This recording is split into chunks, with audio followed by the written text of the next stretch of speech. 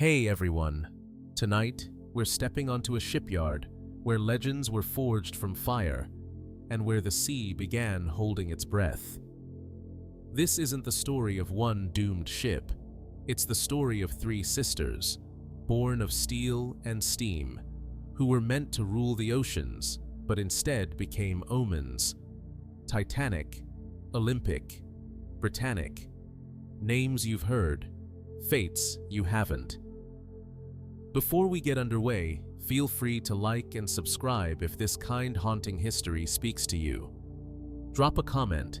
Tell me where you're tuning in from and what time it is for you right now. I love seeing the map light up with listeners from across the world. Now, get comfortable and let the waves take over.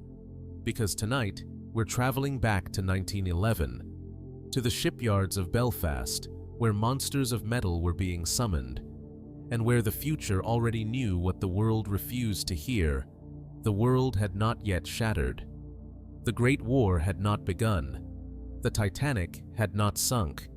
And yet, if you stood in Belfast's shipyards in that strange, booming, smoke-choked year, you could already feel something immense pressing against the century's skin, something monstrous and shining and unnatural, emerging from soot and steel. 1911 was a year of labor and spectacle, of cheers muffled by foghorns, of iron rails bending beneath ambition. In Belfast, on Queen's Island, amid the clangor of riveting hammers and the hiss of steam, a new kind of creature was being born. Not just a ship, but a symbol, a floating empire. She would bear the name Titanic. But she was not alone. Across the slips at Harland Wolff, her elder sister, the Olympic, had already tasted the sea. And tucked quietly behind their shadow, plans whispered the arrival of a third, unnamed Leviathan. Gigantic, later Britannic. In 1911, they called it Progress. The Olympic-class liners were to be the finest vessels ever conceived by human hands. But in the stone alleyways and on the tongues of coal-blackened workers, another word had begun to take hold. Omen. Titanic was nearing completion. Olympic had just launched. Britannic's blueprint still glowed on Lord Peary's office table. All three were part of the same industrial cathedral. Gargantuan machines meant not merely to ferry, but to dominate. Harland and Wolff roared with the fever of it. The city bled smoke. To understand 1911, you must see Belfast as it was then. A living organism of hammers, cranes, and debt. Ships rose out of the land like iron colossi. Hundreds of thousands of men moved through the city with stained faces and tired backs, their lives woven into the steel plates of the ships they built. That spring, the air above the shipyards shimmered with heat and powder smoke. The gantries, two enormous beasts of riveted steel called Goliath and Hercules, loomed over the slips like the jaws of history. The Olympic had been launched the year before, in 1910, and now sailed proudly from Southampton to New York and back again. But her service had not been without scars. She had already suffered mishaps, dock collisions, steering difficulties, and in the months to come, a devastating crash with the British warship HMS Hawke. Those who believed in fate began to murmur. And still, Titanic grew. At her side, men worked in silence. Thousands of them, riveters, welders, carpenters, electricians. They swung from ropes, balanced on beams, climbed through the ribs of the hull with nothing but their hands and their fear. Children carried buckets of red-hot rivets. Fire rained from above as steel met steel. The ship was not assembled, she was summoned. And yet, for all the shouting and clamor, there was a kind of hush in the air that year. Not absence of sound, but the sense of something withheld, waiting. Like the way the ocean stills before a wave, like a breath held in the dark. 1911 was a year of beginnings, but some things had already begun long before. To truly see what was happening in that shipyard, what Titanic was and what she meant, you have to go back. 4 years back, to another table, another silence, and a very different kind of storm. It was 1907, and a hard rain had fallen on London. Inside the drawing room of Lord William Peary, a quiet conversation was taking place over dinner. Peary, the powerful head of Harland Wolff, was hosting J. Bruce Ismay, chairman of the White Star Line and heir to a fading legend. White Star had been challenged, publicly, brutally, by its rival Cunard Line, which had just launched the fastest ships afloat, the Lusitania and Mauretania. Speed was no longer a luxury, it was survival. And yet, neither Peary nor Ismay spoke of speed. That evening, over wine and whispers, they birthed an idea not of conquest, but of spectacle. Not one ship. 3. Not just liners, monuments. They would be called Olympic, Titanic, and Gigantic. The names alone dripped with hubris. Rather than race, they would reign. They would be grander, longer, taller than anything that had ever touched water. Floating palaces, class stratified in iron. The British Empire, reforged into steel and wood and marble. And at the center of it all, like a quiet, watchful spirit, stood a man named Thomas Andrews. He was not at that dinner. He was not a financier. But he would be the soul of the project. A brilliant, kind-hearted designer with a craftsman's touch, Andrews knew ships not as equations, but as creatures. He oversaw the drawings, the calculations, the delicate balance of opulence and function. He walked among the workers like one of them. They called him Tommy. In 1909, Olympic's keel was laid. She would be the first of the class, the trial model. Titanic followed soon after. Gigantic remained in shadow, budgeted but unnamed, her hull a vision not yet drawn. And as the decade turned, Belfast changed. Now we return to 1911. It is May 31st. The sky is clouded and pale. The crowd along the Lagan is restless.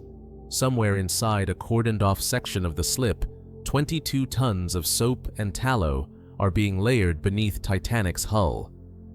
The ship looms like a cathedral fallen on its side, 882 feet long, 92 feet wide, 46,000 tons of defiance.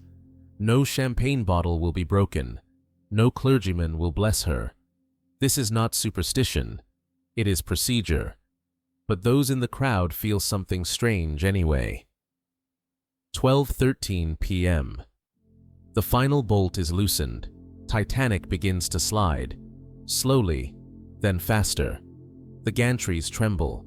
The river sighs. There is a silence, not among the people, but within them. When Titanic meets the water, it is not with violence, but with a hush, as if the sea had been expecting her, as if it knew. The cheers come afterward. A ship has been born, the second of 3. Yet beneath the reverence, something else lingers. A shape in the fog, a question no one dares ask aloud. What happens when we build something too large for the world it enters? In the months that follow, Titanic will be fitted, polished, and proclaimed unsinkable. Her maiden voyage will be announced for April of the following year. Workers will file away their tools. Photographs will be taken. Papers will print her name in gold. But 1911 is the year she floated. It is the year the plan became real. The year the sea held its breath. It is the year we should have paid more attention. Because elsewhere, the Olympic is already bleeding. She has just completed her first crossings, but her rudder has faltered, her hull has struck, and whispers have begun. She will crash later that year into a Royal Navy vessel. She will limp back to dry dock like a wounded beast. And in the design rooms, plans for Britannic are shifting. The name Gigantic is quietly dropped. Someone thinks it invites fate. The hull is reinforced. Bulkheads are reimagined. She is becoming something else. All three sisters, one already wounded, one not yet launched, one just learning to breathe. Their lives are tied together. Their stories will mirror one another in eerie symmetry. But only one will be remembered. Only one will carry the myth. Only one will fall and take with her the century's innocence. Her name is already known, but in 1911, she is only beginning to float. The ships did not rise like miracles. They rose like monuments, one beam at a time, one story above another, as if the city itself had chosen to build toward the sky and then bend the sky back down into the sea. By 1911, Belfast had become the lung and furnace of the British Empire's dreams. The city's east side beat with the pulse of progress, not just in sound, but in sweat. Harland and Wolff, the shipbuilders of legend, had transformed Queen's Island into a kind of mechanical altar, an altar upon which ships the size of cathedrals were hammered into being by the hands of mortal men. But the three ships that came to life in those yards between 1908 and 1914, Olympic, Titanic, and Britannic, were not merely products of steel and steam. They were portraits of a world on the edge, reflections of a civilization desperate to tame distance, conquer nature, and blur the lines between engineering and divinity. Olympic was the first to be built. Her keel was laid in December 1908 in slipway number 2. Titanic followed 3 months later in slipway number 3. These massive parallel docks became known among workers as the Jaws of Judgment. Each ship would take years to complete, each rivet a step towards something unprecedented, each beam another sentence in a growing industrial prophecy. Towering above the site were the gantry cranes Goliath and Hercules, named with deliberate irony by workers who knew all too well how fragile power could be. These cranes did not creak or lurch. They stalked overhead like iron gods, lifting prefabricated steel plates into the sky before lowering them with unbearable delicacy. A single miscalculation could kill a man, and it often did. The Olympic-class liners were divided into multiple watertight compartments, 16 in all, each separated by steel bulkheads. These compartments were advertised as a fail-safe, a design so forward-thinking that the ships could remain afloat even if 4 entire compartments flooded. It was this innovation that led the press to whisper the word unsinkable. But engineering is a science of margins, and margins are thin. Olympic's construction, while ambitious, remained cautious in many ways. Titanic's, however, pressed further into the realm of extravagance disguised as innovation. Though virtually identical in profile, Titanic featured a wider grand staircase, enhanced interiors, and subtle hull reinforcements. Every material was chosen not only for strength, but aesthetic seduction. First-class passengers would not simply travel, they would glide, encased in Edwardian opulence. By 1911, Titanic's hull was completed, and the internal fitting had begun. This was where craftsmanship met theater. Inside her cavernous shell, teams of woodworkers carved mahogany wall panels by gaslight. Electricians unwound cables like veins across the decks. Glass artists fitted domes that reflected candlelight like sacred altars. The Turkish baths, smoking rooms, reading libraries, and Parisian-style cafes were not nautical necessities. They were declarations. This ship would not follow the sea. It would remake it. Down below, however, another story was being written.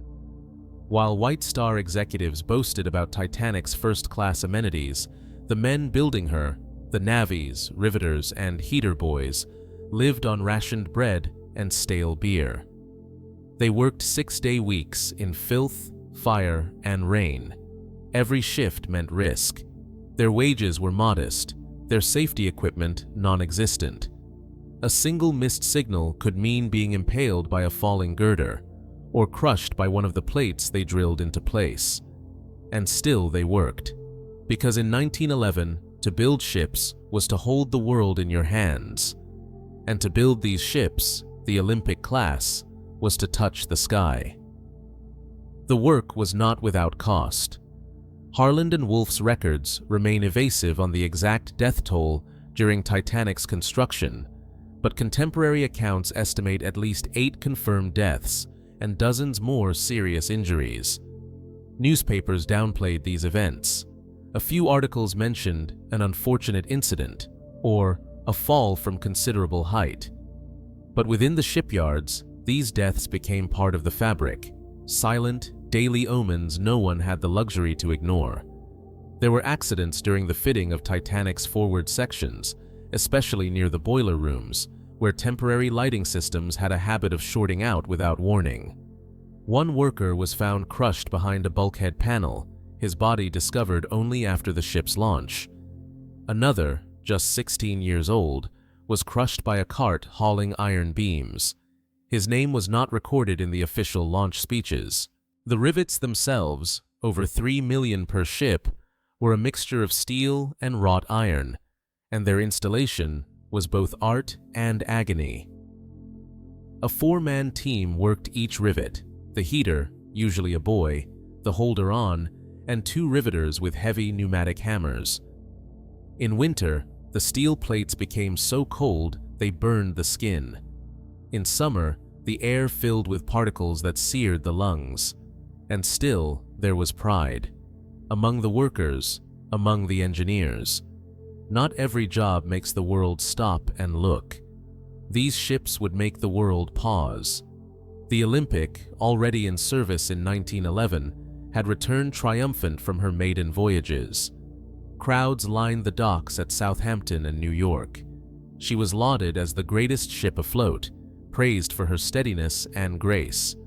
But her early career was already showing cracks. That same year, September 20th, 1911, while navigating the Solent, Olympic collided with HMS Hawke, a British Royal Navy cruiser. The impact tore a massive gash in Olympic's hull, crumpled part of her stern, and forced a return to dry dock. Though she limped back to Belfast for repairs, rumors spread fast. Had the ship's rudder been too small?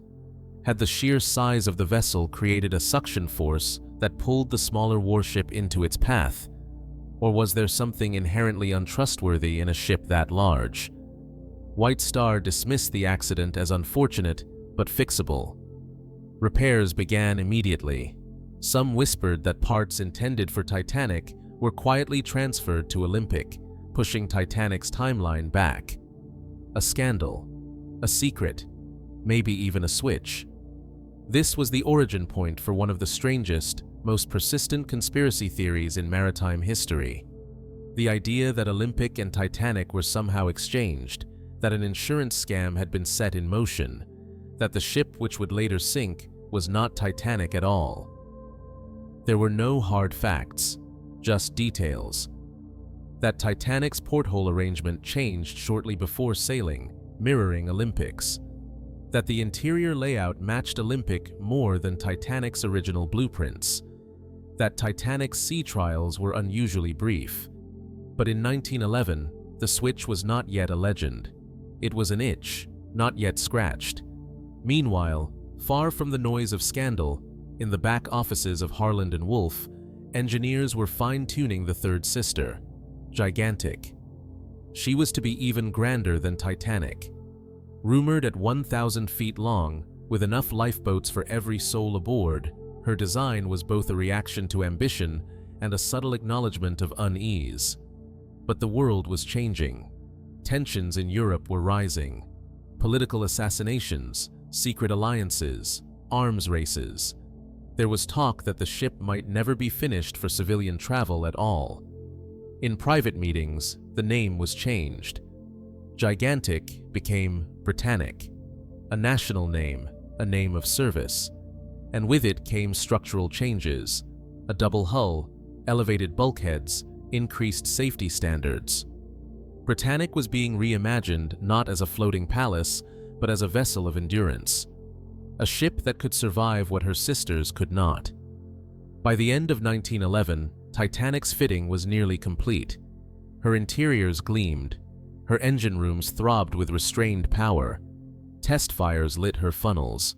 Her propellers shimmered with newness. Her name was painted in gold.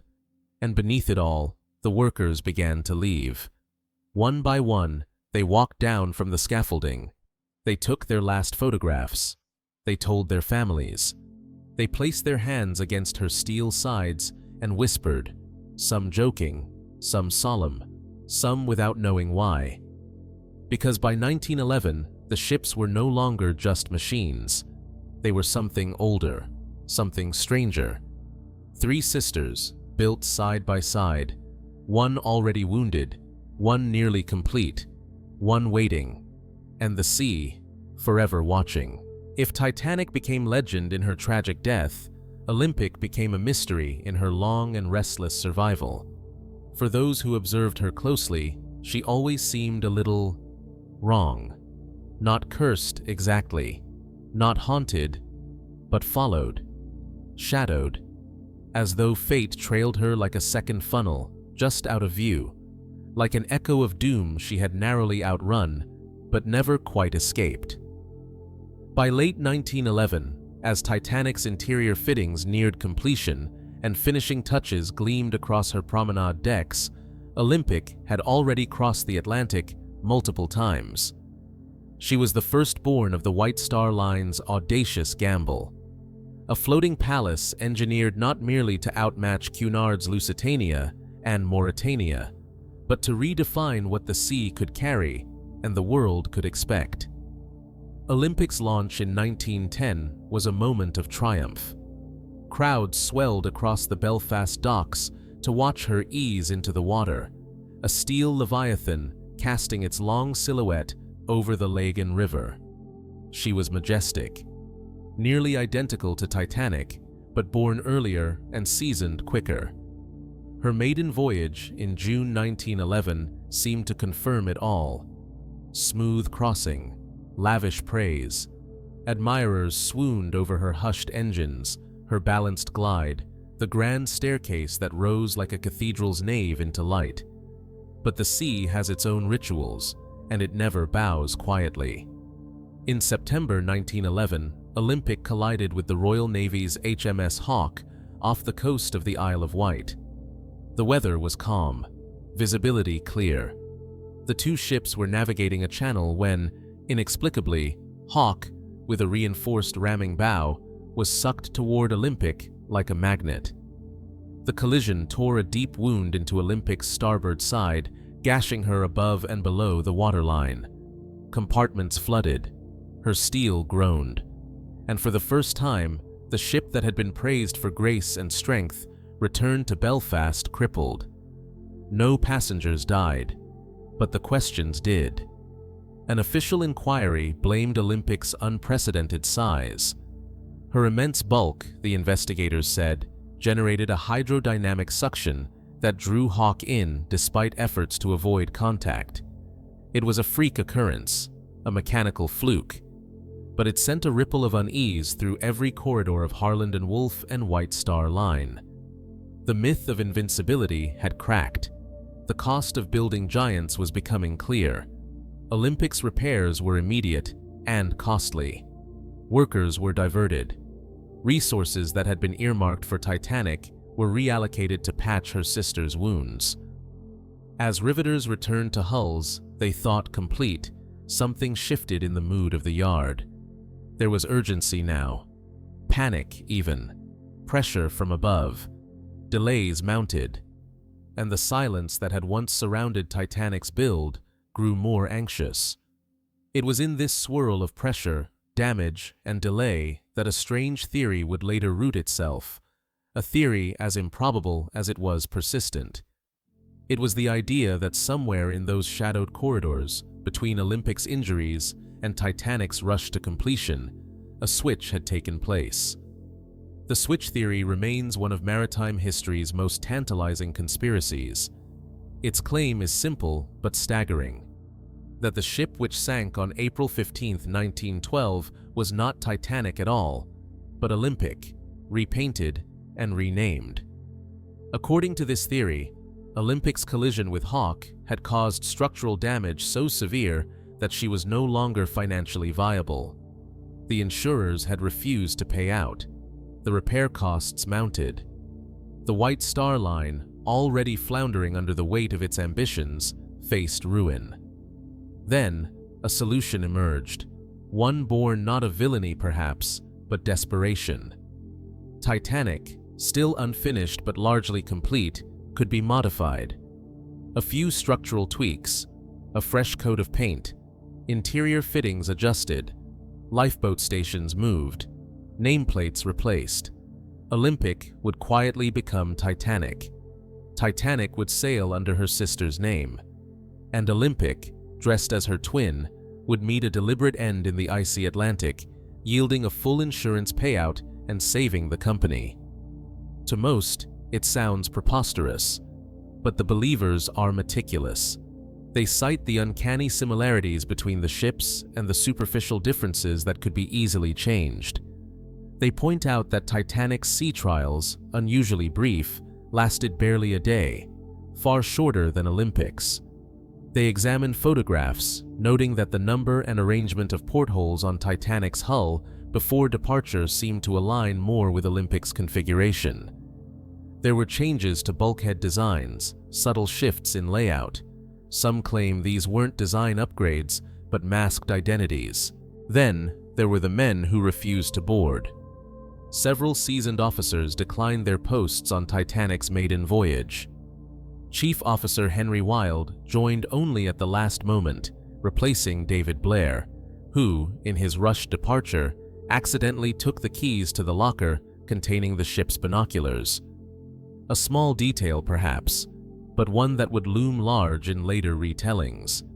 Passengers who survived the disaster would later describe eerie oddities. Vibration patterns that didn't match those on Titanic's sister. Layouts that diverged from what blueprints had claimed. Changes in decor and room count that couldn't be explained by last-minute design alterations. Most damning, according to some, was the insurance payout. Titanic was insured for a sum far exceeding her build cost, more than enough to cover Olympic's damage and stabilize White Star's hemorrhaging finances. And yet, the official story remained unchanged. Titanic had sailed. Titanic had struck an iceberg. Titanic had sunk. All else was smoke and mirrors, rumor and grief. Still, the theory persisted, because it explained things that were hard to forget. Olympic, after all, kept sailing. Once her wounds were healed and Titanic lay silent on the sea floor, Olympic resumed transatlantic crossings. But she was never quite free of suspicion or sorrow. When the Titanic disaster unfolded in 1912, Olympic was in Southampton. Her wireless operators were among the first to receive the distress calls. They listened to the crackling pleas as Titanic's voice grew fainter. They relayed messages. They called out into the static. But the distance was too great. When the last signal fell silent, men on Olympic reportedly wept. Others stood stunned. For them, Titanic was not a distant legend. She was a reflection, a sister, perhaps more. In the months and years that followed, Olympic sailed on, her hulls identical to the ship that now lay shattered beneath the sea. Her grand staircase mirrored in every carved balustrade, her staterooms a haunting echo of drowned opulence. Passengers would stare down corridors and swear they heard footsteps. Crewmen assigned to cabins reported strange knocks, brief flickers of cold. Some refused to speak of it. Others chalked it up to grief made physical. But the feeling remained. Olympic was a ship haunted not by ghosts, but by recognition. Every deck a memorial, every voyage a reminder. The sea, however, demanded service. When World War I broke out in 1914, Olympic was requisitioned by the Admiralty. She was stripped of luxury and repurposed as a troop carrier. Her hull was painted in dazzle camouflage, her grand lounges filled with bunk beds, her echoing dining rooms now mess halls for soldiers bound for the front. She ferried thousands. Through ice, storm, and torpedo threats, she carried men to war and, later, the wounded home. She evaded German U-boats with grace and luck. In 1918, she did the unthinkable. Spotting a surfacing U-boat in her path, Olympic veered directly at it. Her bow struck the submarine and split it. The U-boat sank. Olympic sailed on. They called her Old Reliable. And yet, her fame never matched Titanic's. Perhaps because the world cannot love what survives too long. Perhaps because memory prefers martyrdom. In the post-war years, Olympic returned to civilian life, but the tide had changed. The public wanted newer ships, safer journeys. The grandeur of the Edwardian age had rusted in the trenches of Europe. White Star Line, too, was fading. By 1935, Olympic was retired and sent to the breaker's yard in Jarrow. Her interiors auctioned, her fittings salvaged, her timbers repurposed in hotels, banks, even private homes. Her skeleton melted down, her name struck from the ledger. But her mystery remained. Fragments of her still exist. Wood-paneled lounges transplanted into English pubs, brass fixtures in distant museums. But the question her hull once carried lingers in every polished beam and every stair. Was she truly Olympic? Or a ship wearing a dead sister's name? Back in 1911, few could have guessed what her legacy would become. She was built as the harbinger of a golden age, a marvel of steel and luxury, a promise. But her shadow was long, and in that shadow, Titanic still glimmered, lost, perfect, unspoiled by age. Olympic sailed on, but never free. Because when your twin dies young, your own survival becomes a story no one wants to hear. And every mirror you pass becomes a tomb. By the spring of 1912, the Titanic had become more than a ship. She was a myth in motion, a floating empire gilded with the promises of a new century. Newspapers called her the Ship of Dreams, and in dockyards and drawing rooms alike, people spoke of her with reverence usually reserved for cathedrals and kings. But myths are delicate things. They float above reality, shimmering, until something sharp brings them down. The final months of Titanic's construction unfolded like a performance nearing curtain call. At Harland and Wolff in Belfast, work crews moved with relentless precision. The hull had long been completed, but inside, the ship was becoming something else entirely, a floating palace. Every corridor, every brass fixture, every pane of etched glass had to be perfect. The grand staircase alone took weeks. It rose in graceful sweeps, crowned by a wrought iron and glass dome that filtered the daylight into a golden glow. At its base, the wooden cherub with outstretched wings stood like a guardian, welcoming first-class passengers to a fantasy.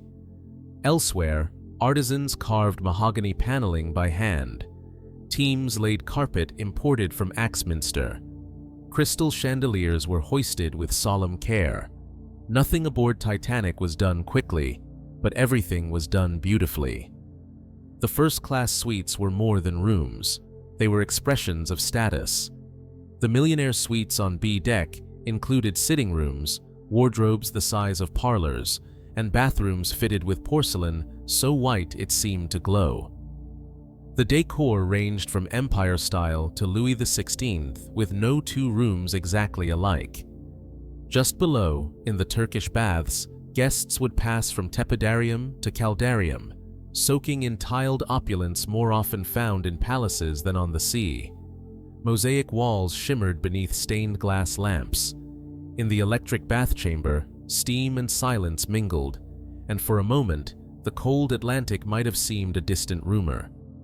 First-class passengers could stroll the sunlit palm court, sip tea served in fine china, or play squash in the ship's own court. They could write letters in the writing room, send messages through the state-of-the-art Marconi room, or dine on oysters and filet mignon in the Parisian café.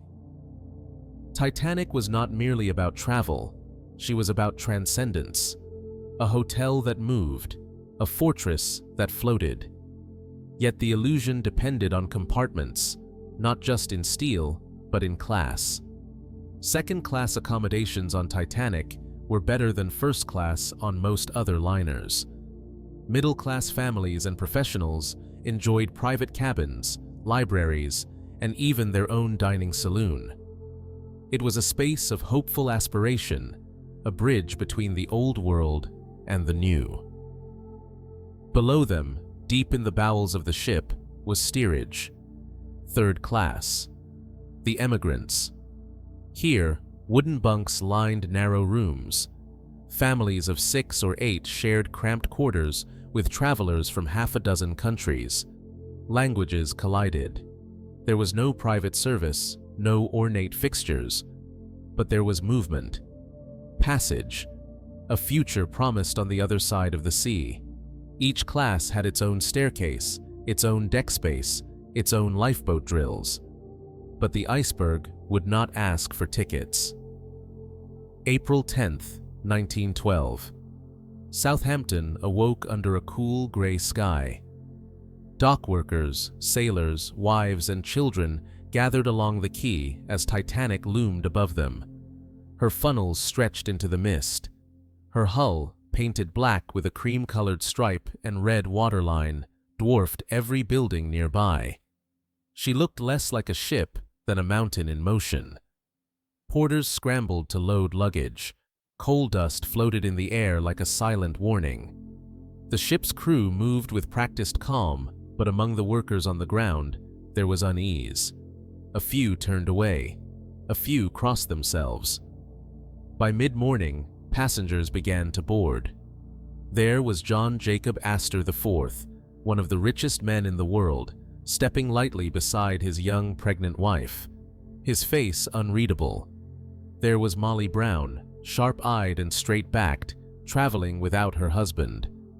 Benjamin Guggenheim arrived in tailored elegance, accompanied by his valet and mistress, all of them with plans, all of them with destinations that would never arrive.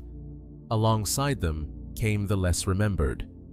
The 8 musicians, led by Wallace Hartley, who would carry their instruments aboard with the quiet pride of men doing honest work. Irish emigrants, carrying nothing but bundles and hope. Scandinavian families pressing their palms to the railing, dreaming of Minnesota. A pair of Syrian children clutching their mother's shawl. The ship swallowed them all. In the engine rooms, heat built steadily. The roar of coal being shoveled into boilers was near constant. Greased pistons moved like the tendons of some great beast awakening. The Titanic pulled away just after noon. As her propellers churned the harbor, she passed the SS City of New York, moored nearby. The smaller ship, caught in the suction of Titanic's movement, broke free from her moorings and nearly collided. Disaster was avoided only by seconds. Some called it an omen, others laughed it off. The Titanic pressed onward. She stopped briefly at Cherbourg, then Queenstown. More passengers boarded. Mail was transferred. The ship was now fully alive, 2,240 souls from all corners of the globe. The floating city moved west, out into the open Atlantic. Below deck, few knew of the numbers. Titanic carried only 20 lifeboats. Enough, according to outdated maritime laws, to hold just over 1,100 people, barely half the number on board. The logic was chillingly simple. In theory, lifeboats were meant to ferry passengers to nearby ships. Titanic, they believed, would never need them all at once, and so the decks remained clear. The davits were sleek, the lines tidy. Safety did not match style. When questioned, officers reassured passengers that the ship was unsinkable. It was a phrase repeated so often that it lost its edge, became legend. and legends rarely drown. But some did not believe. There were names absent from Titanic's passenger list that raised eyebrows even then. J.P. Morgan, the financier whose International Mercantile Marine owned White Star Line, had planned to sail but canceled days before departure. He was in France, or ill, or both. Reports differed. Morgan's enemies, however, saw design. Rumors later swirled that some of the wealthiest men who had opposed the creation of the Federal Reserve, Benjamin Guggenheim, John Jacob Astor, Isidor Straus, were conveniently aboard. Morgan, they said, had removed himself. Had he known? The theory that the Titanic was allowed to die, or meant to die, grows each time it's told.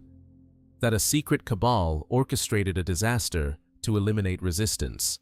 That the insurance was too tempting. That the ship carried cargo never meant to arrive. There is no proof. But there is always room, on a ship this large, for speculation. And while the rich dined and the poor dreamed, the Titanic cut through calm seas with regal confidence. Night after night, music echoed through her salons. The band played waltzes. In third class, a fiddler might break into a jig, and children would clap. The engines beat a rhythm deep in the ship's bones. April 11th, April 12th, April 13th. The journey progressed with serene monotony. The days were cold but clear. There were reports of icebergs in the area, but few worried. The sea had never looked so smooth. Captain Smith, nearing retirement, stood at the bridge with quiet satisfaction. The crew performed their duties with drill-like calm. The wireless operators, Jack Phillips and Harold Bride, worked long hours transmitting messages and personal telegrams. The Marconi room hummed like a nerve center, flickering with electric purpose. In first-class dining, oysters were served, followed by lamb, duck, and French pastries. Each table had its own service, each moment its own perfection. Men smoked cigars in the smoking lounge. Women retired to read or gossip. A game of bridge might continue past midnight. In second class, passengers read newspapers, took walks along the promenade, and wrote postcards home. In steerage, lullabies were sung in languages no one else understood. No one knew. No one heard the whisper beneath the water. No one saw the shadow sliding forward. Not yet. April 14th would begin like the others. Clear skies, cold air, a sense of calm. By afternoon, the Titanic would receive several iceberg warnings. The operators acknowledged them. Icebergs were common this time of year. No course change was ordered. That night, the temperature would fall. And on shore, in Southampton, the dock workers who had watched her sail away with cheers and envy and something they couldn't name, would remember the strange silence that followed her departure. One porter would later say, "She looked like a castle, but castles don't float." And so the Titanic sailed westward into her fate, her decks lit like a dream, her passengers wrapped in illusions. They cheered as she departed. They never saw her again. The sea does not scream before it takes. It whispers. And the Titanic, the most elegant vessel ever built, sailed into that silence with the composure of a queen. Her journey began not with urgency, but with ceremony. A drifting empire made of steel, wood, velvet, and pride. She did not race. She glided. It was April 11th, 1912. Titanic had made her final port of call at Queenstown, Ireland, where small tenders ferried last passengers aboard. Below decks, coal bunkers were full. Above, smoke poured from her funnels, curling against the gray sky like dragon breath. And then she turned westward, into the open North Atlantic. Her voyage had begun. At first, nothing about the days at sea hinted at tragedy. Titanic was a world unto herself, a floating city, self-contained and self-assured. On board, the weather was cold but clear. The seas, uncannily calm. like a pond, like glass. In first class, it was a parade of indulgence. Breakfasts were laid out on white linen, eggs, smoked salmon, grilled kidneys, kippers, scones. Later, tea in the palm court, games of bridge in the smoking lounge, promenade walks wrapped in fur and silks. Dinner was a procession of oysters, consommé Olga, filet mignon Lillier, peaches in chartreuse jelly. The passengers wore time like a garment, measured, tailored, luxurious. John Jacob Astor read quietly in the library, while his pregnant wife Madeline reclined nearby. Isidore and Ida Strauss strolled arm in arm, refusing to be apart even for a moment. Molly Brown offered jokes and warmth to anyone who looked nervous. Benjamin Guggenheim practiced French with his mistress, always polished, always watching. In the first-class music room, the band played Strauss waltzes and Offenbach with genteel precision. The piano's echo reached the corridors like perfume. It was a lullaby of civilization, crafted note by note to reassure. Down in third class, life was more crowded, but equally alive. Over 700 souls filled the lower decks. Steerage passengers cooked their own food or were served simple fare in communal dining halls. Irish, Swedish, Syrian, Armenian, Italian. Languages collided, laughter echoed, songs were traded over meager dinners. Children darted between bunks. Young men stood at the railing, eyes squinting west, imagining farms, factories, cities where they might write new names. Some shared stories of other ships that had gone down. But not this one. Not Titanic. She was unsinkable. Each night, the engine's hum became a lullaby. The great ship vibrated with certainty, a floating rhythm, steady and strong, as if nothing could disturb its mechanical heart. By April 12th, the voyage had become routine. The days passed in patterns, meals, music, letters posted via the Marconi wireless, conversations on the promenade. The ship moved through time zones, clocks adjusted with quiet ceremony. Aboard Titanic, the world outside the hull grew dimmer. Her own universe shimmered into sharper detail. On the bridge, Captain Edward Smith presided over his final voyage with serene confidence.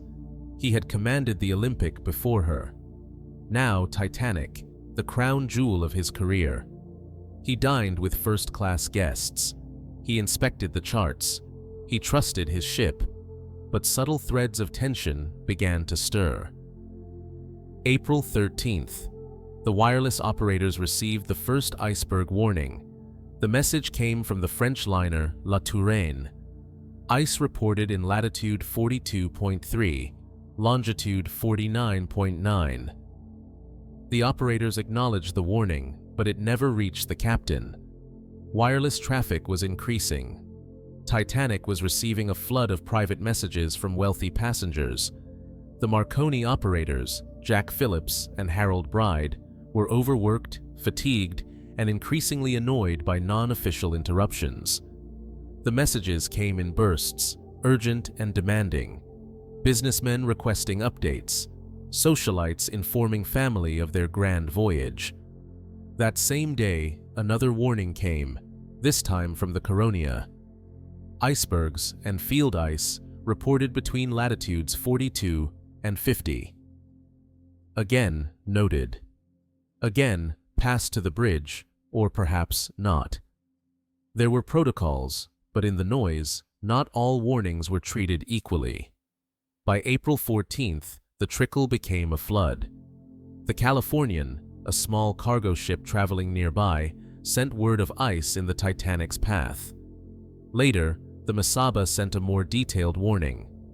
Ice report, latitude 4200 to 41.25 N, longitude 4900 to 50.30 Badu. Heavy pack ice and great number of large icebergs. Phillips received the message, but he was busy. The wireless room buzzed with traffic. One account claims Phillips was so overwhelmed with sending backlogged messages that when the Californian's wireless operator tried again to warn him that they had halted for the night due to ice, Phillips snapped, "Shut up, I am busy." The Californian's operator turned off his set and went to bed. Titanic sailed on. That evening, the air grew colder. It was Sunday. Church services had been held that morning. Passengers were in good spirits. The band played as usual. In the dining salons, roast squab and Waldorf pudding were served. Captain Smith dined with a few guests. He was calm. The ship was performing beautifully. At 9 p.m., Second Officer Charles Lightoller noticed the temperature drop. The sea, earlier rippling, had gone eerily smooth. Flat, like a frozen sheet. There was no swell, no wind, and no moon. The stars overhead were fierce and sharp, glinting like ice themselves. But the sea, dark and glassy, revealed nothing. Icebergs, in such conditions, would be nearly invisible. Lookouts in the crow's nest were cold and blind. They had no binoculars. Earlier, when the officer rotation was changed, the key to the locker containing the crow's nest binoculars had been accidentally taken ashore by the reassigned officer, David Blair. The lookouts had only their eyes. At 10 p.m., the temperature dropped further. Passengers wrapped themselves in overcoats. A few returned inside. Others lingered on deck, marveling at the stillness. At 11 p.m., the ship passed into the region most densely reported for ice. The sea remained utterly flat. Down in the wireless room, Phillips continued transmitting. The room crackled with Morse code. Sparks jumped between copper coils. Static clung to the air like frost. On the bridge, First Officer William Murdoch and Lightoller kept watch. The log was normal. The engines hummed. From the deck, the ship's wake was nearly invisible. Somewhere nearby, the Californian lay stopped, surrounded by ice. Her lights flickered on the horizon, but Titanic paid her no mind. There were no lifeboat drills that day. There were no changes to speed. No one, not even those who sensed something was wrong, felt urgency. The ship glided forward. At 11:39 p.m., Lookout Frederick Fleet leaned forward. The cold stung his eyes. He saw a smudge on the horizon, a strange discoloration. No waves, no movement. Then it rose, white, jagged, silent. He rang the bell 3 times. "Iceberg, right ahead." But that moment belongs to the next chapter. This one ends with silence. A moonless sky, a glassy sea, and the bridge officer's soft, unknowing remark to a steward just before midnight. "She'll glide like glass tonight." The impact came not with a shudder, but with a whisper. At 11:40 p.m., the North Atlantic remained eerily still, lit only by stars. Then, from the crow's nest, a shape emerged, massive, pale, jagged, as tall as a cliff.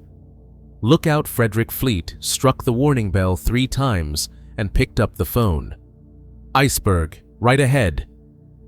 On the bridge, First Officer Murdoch reacted with trained speed. "Hard a starboard," he shouted. "Full astern." The engines reversed. The great ship's helm swung left, but inertia is a slow creature. Titanic turned, but not fast enough. The iceberg scraped along the starboard side, an underwater ridge tearing open the hull in a jagged wound, slicing into compartments like a can opener through tin. Ice rained down on the forward well deck. Steel screamed. And then, silence. Passengers barely noticed. In the first-class dining rooms, a faint jolt. In second class, a pause in conversation. In third class, water began to creep in. Titanic continued forward for another minute before slowing to a crawl. No explosion, no chaos, just a strange, quiet uncertainty. But deep below, in boiler rooms 5 and 6, chaos had arrived. Men were thrown from catwalks. Seawater surged in with terrifying speed. Firemen and engineers scrambled to close watertight doors. One, trimmer John Priest, would later recall the water coming in like a train, black, unstoppable. Within minutes, 5 compartments were flooding. Thomas Andrews, Titanic's chief designer, moved fast. He inspected the damage, his face graying with each new report. The forward holds. Boiler Room 6. Boiler Room 5. Watertight bulkheads, designed to withstand any flood, were overtopped. The unthinkable had become inevitable. "The ship is torn to bits below," Andrews told Captain Smith. "She can't last more than an hour and a half, 2 at the most." Captain Smith froze. A man who had commanded ships for decades, who had stood at this bridge with confidence and pride, now whispered the question aloud.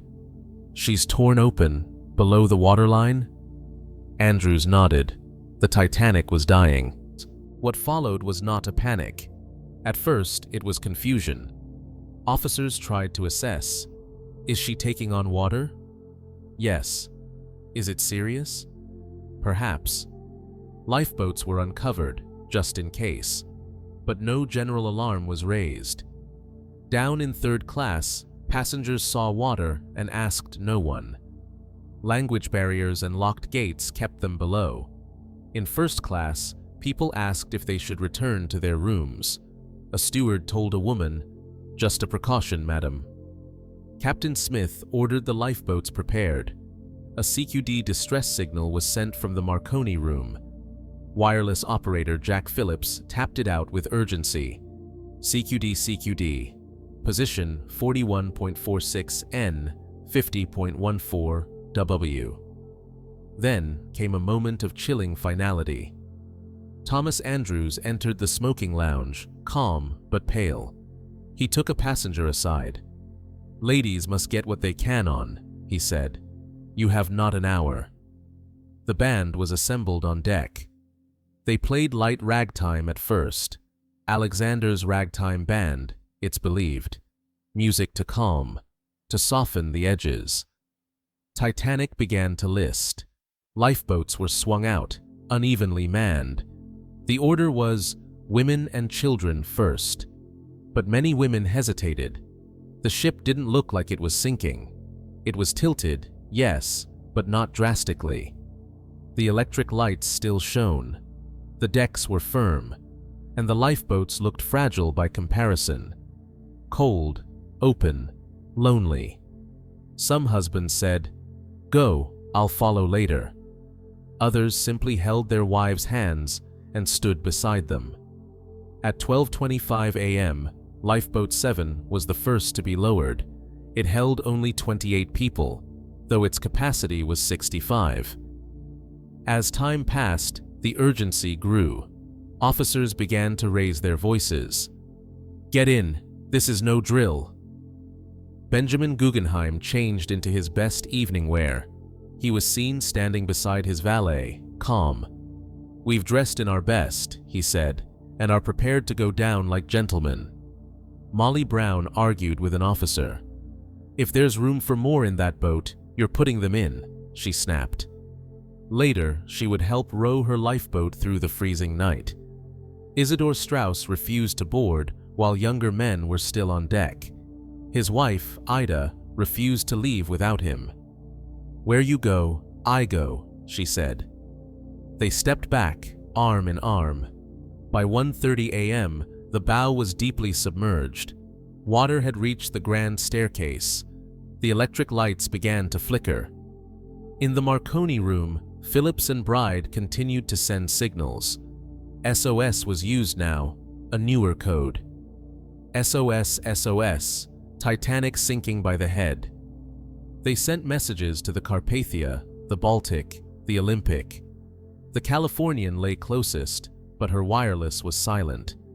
In lifeboats already lowered, the sound of the ship groaning was audible across the water. Inside Titanic, confusion became panic. Some passengers rushed to the deck, others clung to stairwells. Stewards shouted orders. Children cried. At 1:45 a.m., a giant hiss, steam venting as the boilers were exposed to cold water. The noise was deafening. And then, the lights dimmed. The band played on. They had moved from ragtime to hymns now. "Nearer, my God, to thee," some said. Others recall autumn. Whatever it was, the music carried across the sea. At 2:00 a.m., only a few lifeboats remained. Officer Murdoch was seen urging people forward with a pistol drawn. Some said he fired into the air. Others claimed he shot himself. No one can say for sure. Captain Smith was last seen walking toward the bridge. Thomas Andrews, soaked and shaking, was in the first-class smoking room, helping people out. He refused a lifebelt. "Ladies, you must get what you can on. Get out and get in."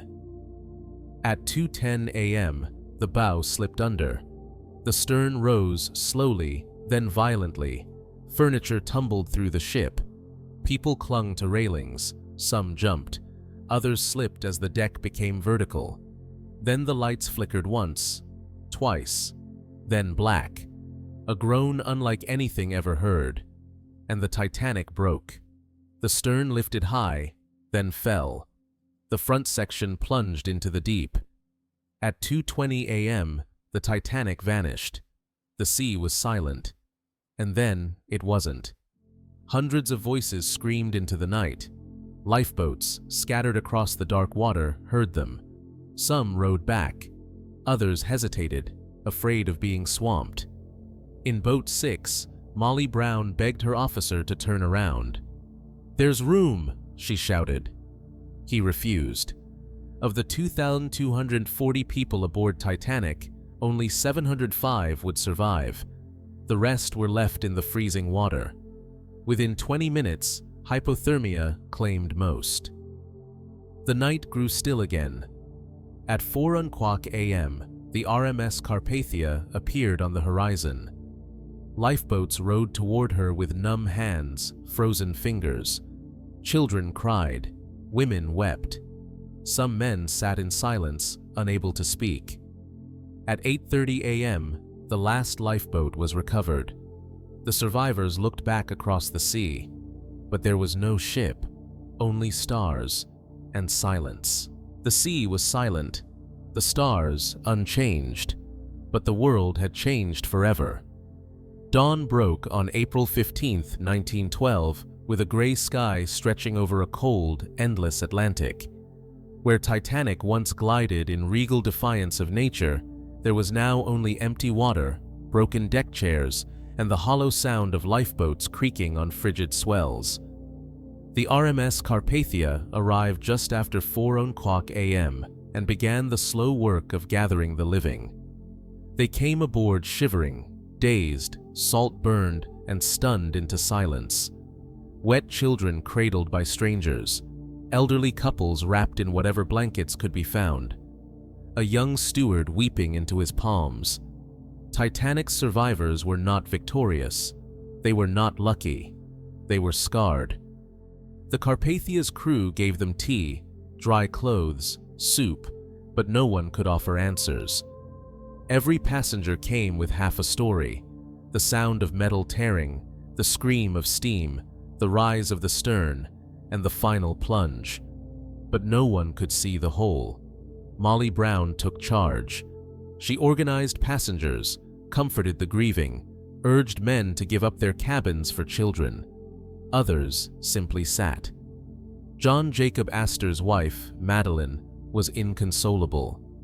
Isidore Straus's maid trembled as she recalled Ida refusing to leave her husband. Wireless operators aboard Carpathia sent out the survivor lists as soon as names could be confirmed, but the lists were patchy, handwritten, and often wrong. The world waited, unsure who had survived. Back in New York, rumors raced faster than telegrams. Newspapers speculated Titanic had only been damaged and was being towed to Halifax. Others claimed all passengers were safe.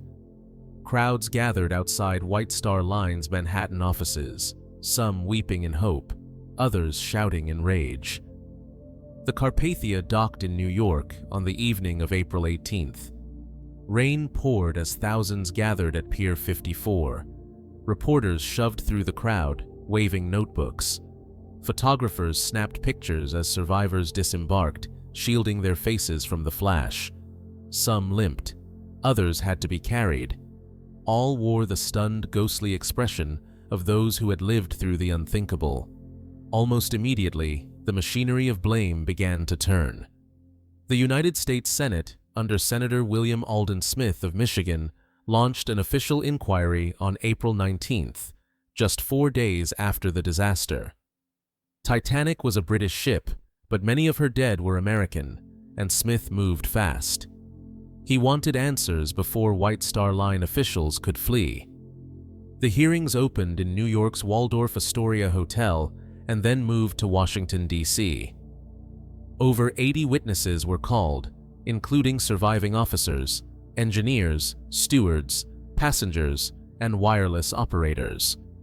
Senator Smith's questioning was often naive. He once asked a sailor whether the Titanic had been equipped with binoculars to spot icebergs at night, unaware of the previously lost key, but his persistence paid off. Slowly, a picture began to emerge. Titanic had ignored ice warnings. She had maintained near maximum speed. She carried only 20 lifeboats for over 2,200 souls. Many of those lifeboats had launched half empty. Officers were unsure of the ship's evacuation protocol. Crew had never practiced a lifeboat drill with passengers. Third-class passengers had been given little guidance, and some had remained behind locked gates. Language barriers made matters worse. The wireless operators had prioritized passenger messages over iceberg warnings. And the ship closest to Titanic during the sinking, the Californian, had seen her distress rockets but failed to respond. Captain Stanley, Lord of the Californian, was called to testify. He claimed he had not understood what the flares meant, nor had he been aware of Titanic's true position. But Senator Smith and the press were unsparing. Lord, for many, became the man who had seen the dying ship and done nothing. In Britain, a parallel inquiry opened under Lord Mersey. More formal, more guarded, and with a clearer focus on maritime law, the British inquiry heard over 100 testimonies. It too revealed systemic failures, inadequate lifeboats, poor communication, and a culture of hubris that prized speed and prestige over safety. But both inquiries stopped short of outright condemnation. Captain Smith, who had gone down with his ship, was treated with reverence. The White Star Line's chairman, J. Bruce Ismay, who had survived by boarding a collapsible lifeboat, became the focal point of public fury. Cartoonists drew him leaping into a boat as women and children drowned. In Senate chambers, he was grilled with icy precision. Ismay defended himself weakly. He had assisted others. He had only boarded when no more women appeared. But in the court of public opinion, he was marked a coward. One newspaper called him the coward of the Titanic. His name, once attached to grandeur, would never recover. Meanwhile, the wreck itself had vanished. Titanic had gone down in deep, icy waters over 2 miles beneath the surface. Salvage was impossible. There were no black boxes, no sonar. All investigators had were testimonies, blueprints, and grief. And so, in the absence of evidence, stories grew. Survivors remembered inconsistently. Some heard explosions, others swore the ship split in two, a fact the British inquiry rejected. It wasn't until 1985, when the wreck was found by Robert Ballard, that the truth was confirmed. Titanic had broken in half. The myths had time to calcify. Titanic, once a ship, became a symbol of opulence punished, of arrogance undone, of man's vain attempt to conquer nature. The emotional toll was devastating. Families received vague telegrams. Some got no message at all. Over 1,500 people had died. Bodies were recovered by the cable ship Mackay Bennett, sent from Halifax. She pulled over 300 corpses from the sea, many still wearing life vests. Not all could be identified. Those who were buried in Halifax. Others were buried at sea. Photographs of the recovered bodies, particularly children, circulated in newspapers. One of the most haunting was the image of a little boy, dressed in wool, who was eventually identified as Sidney Goodwin. His entire family had perished.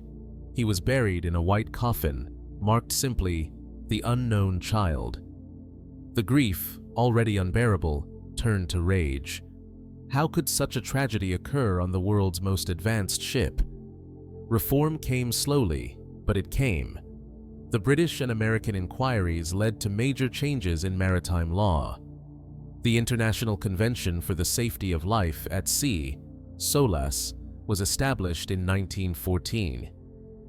It mandated sufficient lifeboats for all passengers, regular lifeboat drills, 24-hour wireless radio operation, international ice patrols to monitor iceberg danger.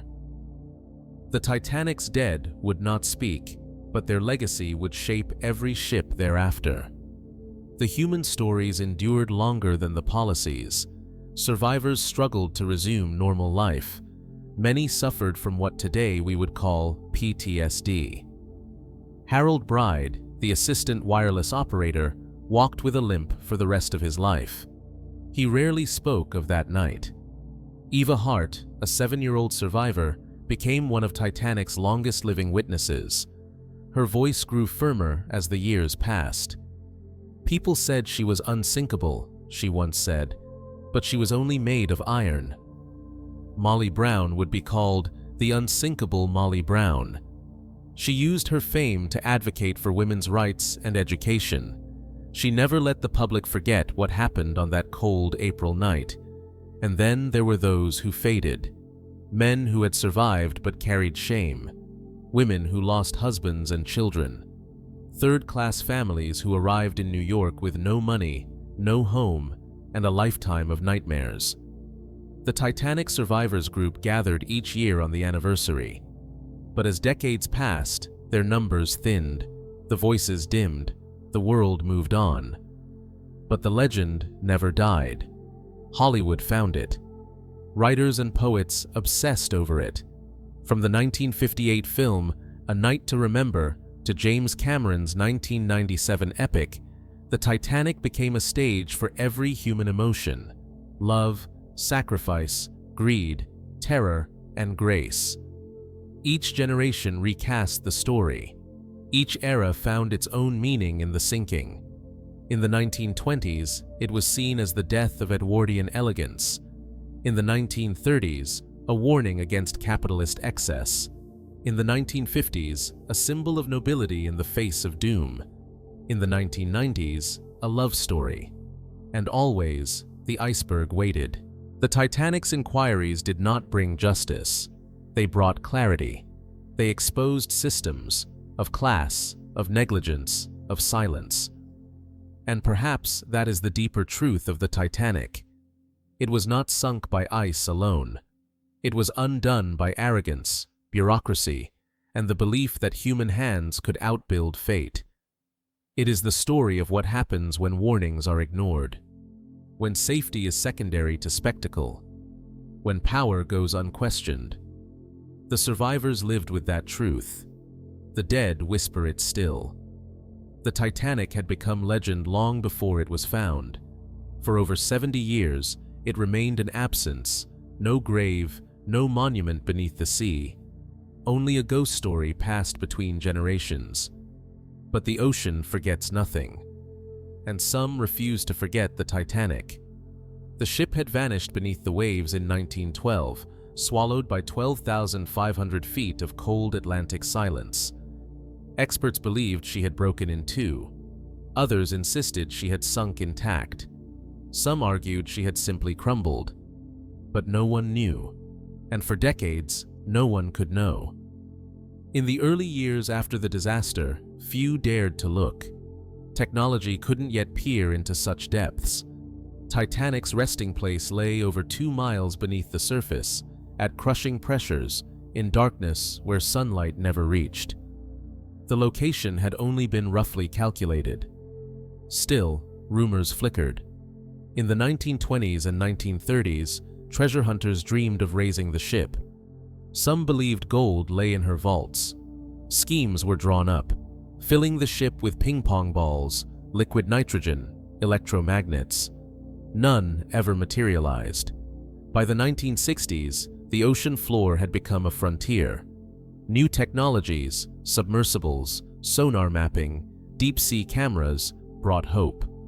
But the Atlantic remained vast, and Titanic, a needle in its black haystack.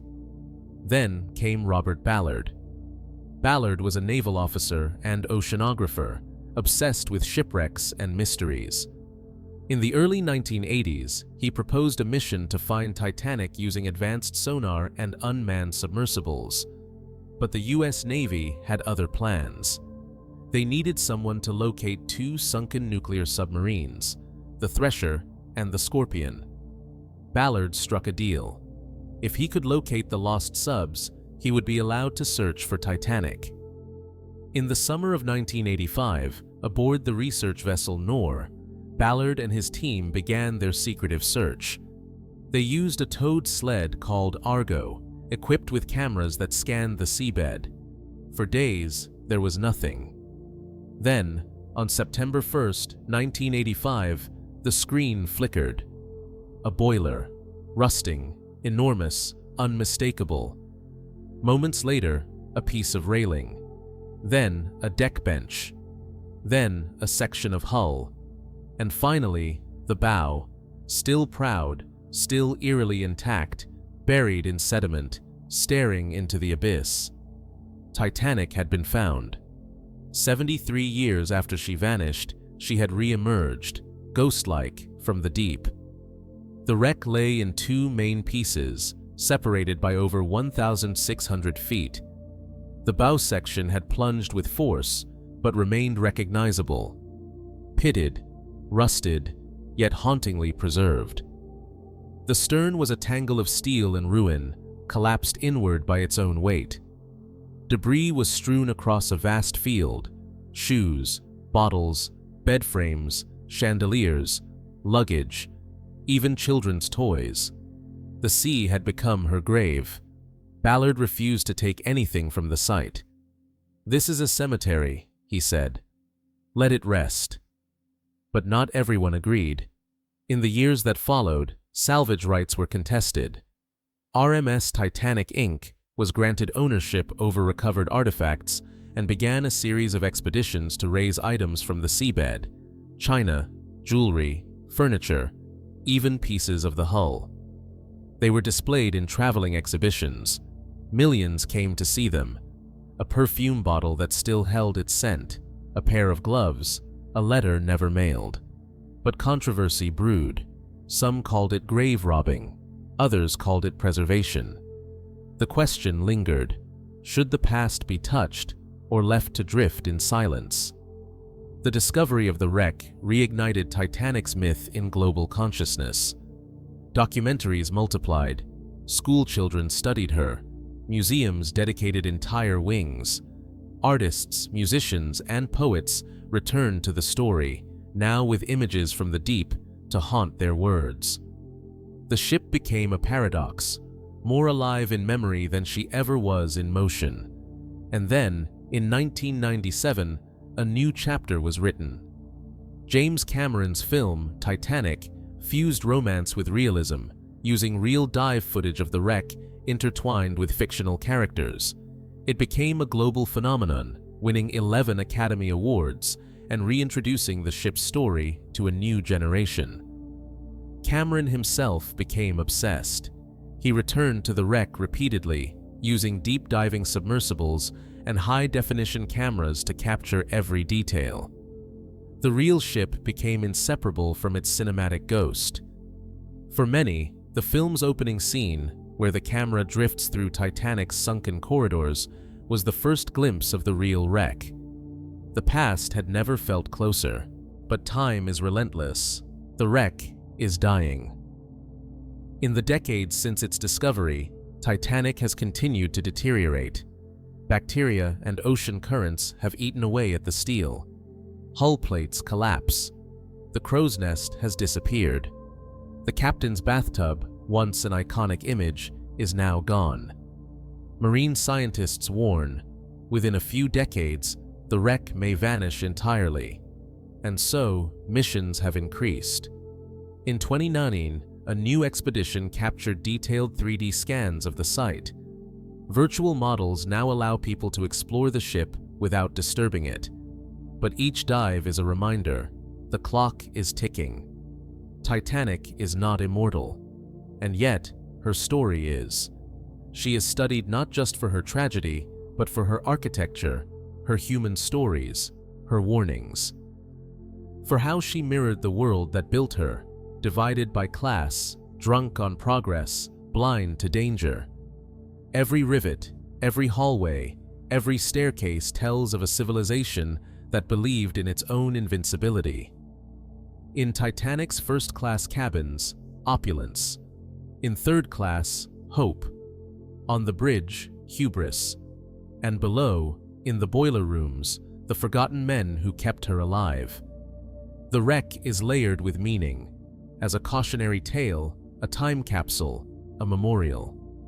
Some believe Titanic's ghost still lingers, not in the supernatural sense, but in cultural memory. Every new generation finds something different in her story. In an age of climate crisis, she's a parable of ignoring warnings. In the rise of technological overconfidence, a mirror. In the ongoing divide between rich and poor, a symbol. She is a fable that writes itself anew each year.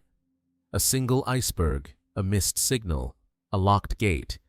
Each detail haunts not for what it was, but for what it means. In 2023, deep-sea tourism took Titanic back into headlines. The Titan submersible, operated by Ocean Gate Expeditions, imploded while descending toward the wreck. All 5 aboard were lost. The parallels were impossible to ignore. Another vessel, another promise of safety, another tragedy. Public reaction was swift and polarized. Grief, mockery, questions. Some saw it as karmic irony, others as the cost of hubris revisited. But once again, Titanic was at the center, her name echoing through time. She never truly left. Today, Titanic rests silently at the bottom of the Atlantic. Her decks, once echoing with laughter and string music, are now encrusted with rusticles. Her windows peer into darkness. Her hull, once unsinkable, lies broken. But she endures. In classrooms, in novels, in whispered legends, in steel and shadow, in hearts and history. She is no longer just a ship. She is a memory machine, a floating metaphor for ambition, love, blindness, courage, and loss. Her story is not about how she sank. It's about why we remember. The North Atlantic breathes quietly now, cold, eternal, unmoved. Below its surface, silt coils around bones of metal and memory. The last pages of a story lie rusting in the deep. And yet, the tale remains unfinished. For Titanic was never just one ship. She was the middle sister, one of 3 great vessels born from ambition, pride, and the industrial dreams of a fading empire. Together, they were supposed to be the answer to Cunard's speed, to Germany's engineering, to the future. They were the Olympic-class liners of the White Star Line, Olympic, Titanic, Britannic, a floating trinity, a promise writ in steel. Olympic, the first of the trio, launched in 1910. She was elegant, massive, and lauded as the ship of the people. For nearly a year, she held the title of the largest ship afloat. Her maiden voyage was a triumph. She carried statesmen, businessmen, mothers, and sons across the same route her sister Titanic would later follow. Olympic earned the nickname Old Reliable. She weathered collisions, stormy crossings, even wartime dangers. When Titanic sank, Olympic was at sea. Her crew gathered in silence as news trickled in. Some of her officers had transferred from Titanic days earlier. Others had brothers who had gone down. She continued to sail, though never quite without the shadow of her sister behind her. During World War I, Olympic was converted into a troop ship. Painted gray, fitted with guns, she ferried thousands of soldiers across perilous waters. In 1918, she rammed and sank a German U-boat, earning the distinction of being the only merchant vessel to do so in the war. She returned to civilian service, upgraded and modernized. But Titanic's ghost clung to her. Passengers walked her halls with unease. They looked over railings and whispered. In 1935, she was retired and scrapped. Her fittings sold, her panels scattered. Old Reliable was no more. And then came Britannic, the youngest. She was meant to be the safest, a response to tragedy, a rebuke to fate. Her keel was laid in 1911, but after Titanic's loss in 1912, her design was radically altered. More lifeboats, a double hull, reinforced bulkheads. She was to be the perfect ocean liner. But Britannic would never carry a paying passenger. Before her maiden voyage could commence, war consumed Europe. In 1915, the British government requisitioned her as a hospital ship. Her interiors, once designed for luxury, were replaced with medical wards and cots. She sailed under the name His Majesty's Hospital Ship Britannic, painted white with red crosses, armed not with cannons, but with care. On November 21, 1916, she struck a mine in the Aegean Sea. The explosion tore through her bow. Watertight doors failed to close. Within 55 minutes, she rolled onto her side and sank. Of over 1,000 aboard, 30 perished, many due to lifeboats being sucked into her still-turning propellers. She went down in clear daylight. Jacques Cousteau would later find her, resting with dignity in shallow blue waters. Intact, beautiful. A sister who never found her voice. 3 ships. One survived a world war. One died on her maiden voyage. One never even lived as she was meant to. Together, they form a legend greater than any one vessel. A Greek tragedy in triplicate. Each ship embodying a different fate, longevity, glory, sacrifice, each revealing something about the age that birthed them. The world that built Titanic is gone. The Edwardian age, with its opulence and class divisions, its blind faith in steel and steam, faded into ash and smoke in the trenches of the Great War. And yet, Titanic survived that collapse, not in body, but in myth. Why? Perhaps because she died young. Because she carried the best and the poorest of humanity side by side. Because she bore music and joy and fear and silence into the coldest night. Or perhaps because we see ourselves in her. We board our own Titanics every day. Technologies we trust blindly, systems we believe infallible. We ignore the warnings. We steam ahead. We build monuments not to humility, but to ambition. Titanic becomes our mirror. She is not remembered merely for her loss. She is remembered for her beauty, her promise, and the 1,000 stories woven into her decks.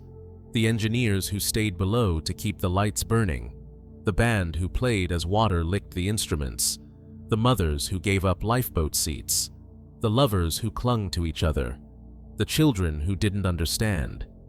The great staircase, now crumbled into rust, once echoed with heels and laughter. The Turkish baths, now sediment and shadow, once steamed with ease. The Marconi room, now shattered, once sparked with the last hope of hundreds. And above it all, the stars, still watching. Even now, in the deepest parts of our collective memory, Titanic sails. Not as a failure, not as a mistake, but as a hymn to everything fragile and radiant about the human experience. She reminds us that perfection is an illusion, that wealth cannot buy time, that nature does not heed our pride.